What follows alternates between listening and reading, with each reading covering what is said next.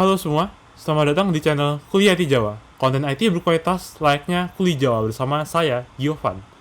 Kali ini, saya ingin membahas dilema yang selalu menghantui developer, yaitu pertanyaan kita perlu build atau buy. Singkatnya, kapan kita sebaiknya membuat produk sendiri, dan kapan kita cukup pakai produk punya orang lain. Yuk, simak lebih lanjut. Seperti yang disebutkan sebelumnya, dalam konteks ini, build maksudnya mengembangkan sendiri solusi dari building block yang sudah ada. Sedangkan buy artinya kita menggunakan atau membeli solusi yang orang lain sediakan. Sebelum menjawab pertanyaan build atau buy, kita harus tahu dari mana pertanyaan ini berasal. Pertanyaan ini bermula ketika ada sebuah requirement. Requirement ini bisa datang dari klien atau permasalahan kalian sehari-hari. Semakin detail requirement yang diberikan, semakin bagus dan akan membantu kalian membuat keputusan nanti. Kemudian, mari kita lihat contoh dilema ini pada sebuah studi kasus. Studi kasus yang kita miliki seperti berikut. Giovan ingin menulis tentang topik IT. Giovan ingin tulisannya dibaca orang dan mempunyai engagement tinggi di media sosial, sehingga mendapatkan feedback dan bisa mengembangkan tulisannya lebih jauh. Jadi, bagaimana seharusnya kita membantu Giovan? Sebelum masuk ke contoh solusi, studi kasus ini tidak mempunyai requirement pasti, karena kita akan coba explore setiap trade-off-nya. Pertama, kita coba menggunakan pendekatan buy terlebih dahulu.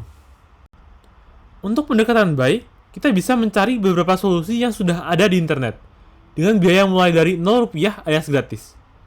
Beberapa di antaranya adalah menggunakan WordPress.com blog platform dan menggunakan tool lain untuk otomasi sharing sosial media seperti IFTT dan Deliverit. Untuk WordPress.com, sebagai platform blogging yang sudah mature, memiliki fitur yang sangat kaya. Contohnya, gratis hosting dan subdomain, tema dan plugin yang siap diinstal out of the box, statistik, komentar, manajemen pengguna, dan masih banyak lagi. Dari sini, tampaknya menggunakan WordPress.com cocok untuk orang yang hanya ingin menulis dan tidak suka berurusan dengan masalah hosting. Untuk IFTT, sebagai alat otomasi, dia bisa digunakan untuk posting post baru ke Twitter dan sosial media lain secara otomatis. Fitur yang dimiliki diantaranya, gratis sampai 5 applet, support pemicu RSS, dan bisa di-develop sendiri. Secara sekilas, IFTT ini cocok untuk masalah otomasi sederhana, seperti kasus kita yaitu posting ke kanal sosial media tiap ada blog yang dipublish. Lalu Deliverit, sebagai otomasi sosial media, memiliki fitur yang sangat lengkap, diantaranya gratis, memiliki fitur antrian, dan postingan terjadwal. Deliverit memiliki banyak kelebihan dibanding IFTT untuk kasus sosial media. Misalnya fitur antrian dan jadwal. Fitur ini sulit diimplementasikan dengan IFTT karena kebanyakan applet itu stateless. Maksudnya, tidak bisa menyimpan suatu state atau data untuk diproses lagi nanti. Hanya if this then that, sederhana seperti namanya. Oke, kita kembali ke slide buy. Kita akan mengulas kembali bagaimana contoh permasalahan yang cocok untuk tiap produk di samping. WordPress.com cocok untuk orang yang hanya ingin menulis dan tidak suka berurusan dengan masalah hosting. IFTT cocok untuk masalah otomasi sederhana, seperti posting blog ke kanal sosial media. Deliverit cocok untuk manajemen sosial media yang lebih kompleks, dengan fitur antrian dan postingan terjadwal. Apa kita sudah bisa menentukan solusi yang akan dipakai dari sini saja? Bisa jadi. Toh dari sini, kita sudah bisa memenuhi kebutuhan si penulis. Apakah itu akan menjadi solusi terbaik untuk saat ini? Belum tentu. Ini karena kita kekurangan informasi dan requirement yang lebih jelas. Ada pertanyaan-pertanyaan yang muncul. Kita akan bahas pertanyaan-pertanyaan ini di slide selanjutnya. Sosial media apa saja yang ingin digunakan sebagai kanal informasi? Twitter dan LinkedIn sajakah? Atau Instagram dan Discord juga perlu? IFTT saja belum punya integrasi dari RSS ke Discord. Dan berapa kanal sosial media yang ingin kita pakai? Mengingat batas plan gratis adalah 5 applet dan 2 kanal untuk masing-masing IFTT dan Deliverit. Berapa post per hari atau per minggu sampai kita ingin melakukan otomasi ini? Bahkan kita bisa berargumen tidak butuh otomasi sama sekali kalau penulis masih membuat 1 post per tahun. Atau otomasi ini digunakan untuk melindungi kredensial akun sosial media apabila ada beberapa penulis yang menggunakan 1 blog secara bersamaan. Lalu, berapa modal biaya dan juga batas waktu time to delivery? Tergantung si penulis sebagai klien kita wani piro. Apa kita benar-benar perlu optimasi pilihan-pilihan desain ini? Atau tidak masalah menggunakan pilihan yang tidak optimal alias bodo amat? Bisa jadi. Senam mental seperti yang kita lakukan sekarang itu tidak lebih dari buang-buang waktu, semakin trivial masalah yang kita hadapi. Setelah menentukan produk yang cocok, kita masih perlu melakukan integrasi. Melakukan integrasi kurang lebih seperti kita membuat perekat atau glue dari produk-produk yang kita pilih. Jadi, meskipun kita menggunakan pendekatan buy, setidaknya kita masih perlu mengembangkan perekat ini. Lalu, bagaimana dengan pendekatan build? Untuk pendekatan build, metode yang tersedia hanya dibatasi oleh imajinasi kalian. Tapi, kita akan coba diskusikan alternatif solusi-solusi sebelumnya. Dan, kita juga tidak akan mulai dari bahan mentah seperti pasir, timah, dan tembaga.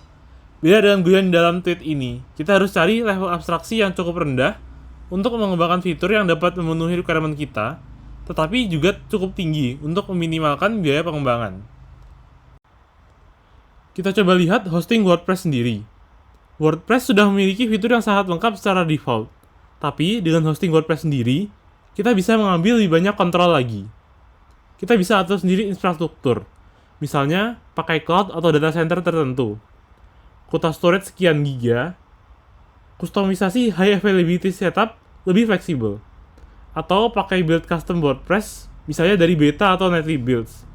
Ini mungkin diperlukan untuk fitur yang memerlukan API di luar plugin API.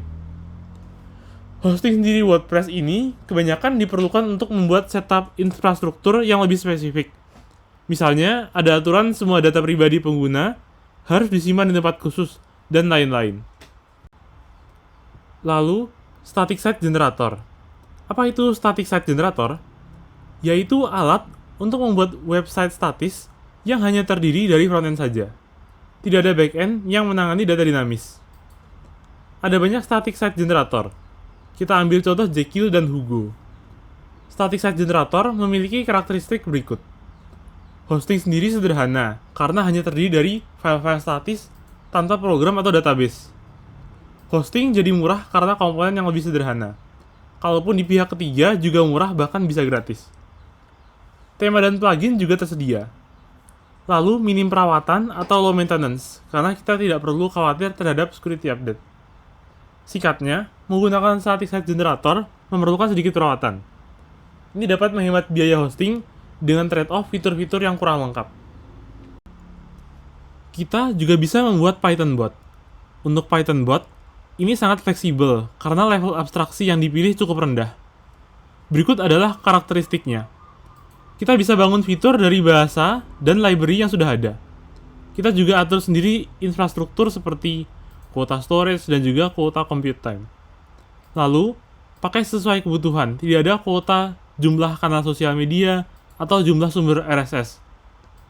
Dari produk sebelumnya seperti IFTTT dan Delivery, sepertinya kita bisa mengimplementasikan semua fitur-fitur yang kita inginkan dengan Python.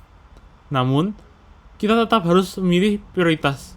Fitur mana yang kritikal dan opsional agar waktu pengembangan tidak terlalu lama. Sekarang, mari kita ringkas beberapa pendekatan yang tersedia dari pendekatan build. Hosting sendiri WordPress untuk membuat setup infrastruktur yang spesifik. Lalu, static site generator untuk menghemat biaya hosting dengan trade-off fitur-fitur yang kurang lengkap. Sedangkan Python bot untuk membuat semua fitur dan kuota sesuai dengan kebutuhan. Jadi, apa kita perlu menggunakan pendekatan build? Atau kita perlu ganti pertanyaannya menjadi, siapa yang perlu menggunakan pendekatan build? Mereka adalah orang-orang yang menginginkan solusi yang sangat spesifik. Atau ketika produk yang ada di pasar tidak bisa memenuhi requirement yang diberikan. Atau ketika kasus lain, produk yang ada di pasar justru terlalu overkill atau berlebihan. Kita bisa pilih yang lebih sederhana dan mudah perawatannya. Kita bisa lihat juga dalam pendekatan build, permasalahan hosting sering diangkat. Sebuah organisasi mungkin sudah memiliki server untuk kebutuhan lainnya, sehingga cukup menggunakan kembali server yang sudah ada agar hemat. Namun, berbeda dengan individu pribadi. Mereka jarang memiliki server pribadi, dan perlu biaya ekstra hanya untuk hosting sebuah blog. Kita bahkan belum menyentuh waktu pengembangan dan maintenance, yang juga membutuhkan usaha tidak sedikit. Waktu pengembangan akan bergantung dengan fitur yang perlu dibuat. Sedangkan perawatan untuk aplikasi setidaknya memerlukan biaya hosting terus berjalan, dan juga security update. Beberapa kali, kita sudah mendorong argumen kekurangan pendekatan build karena biayanya. Namun, untuk tujuan belajar, kalian sah-sah saja kok ambil pendekatan ini. Memang secara waktu dan usaha tidak murah, tapi itu bisa sebanding dengan ilmu yang akan kalian dapat jika memang niatnya adalah belajar atau bereksperimen. Kira-kira begitulah contoh apa saja yang kita perlu pikirkan sebelum memutuskan buy sebuah produk atau build sendiri.